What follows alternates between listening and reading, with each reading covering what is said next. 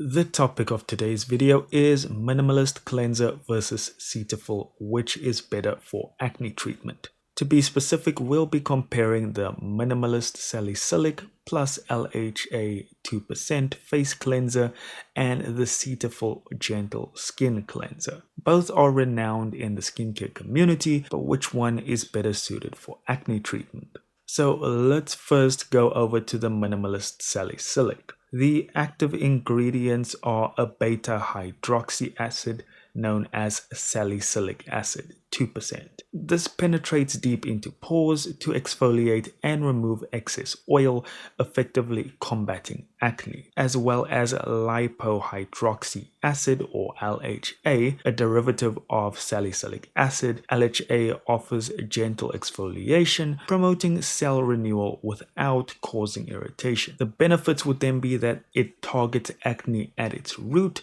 by unclogging pores and reducing inflammation, suitable for oily and acne-prone skin due to its exfoliating properties. Things to consider is that it may cause dryness or irritation in individuals with sensitive skin. It's essential to moisturize adequately after use to maintain skin hydration. So our next stop would then be the Cetaphil Gentle Skin Cleanser. It's a mild soap-free cleanser designed to gently remove dirt, makeup, and impurities without stripping the skin's natural oils.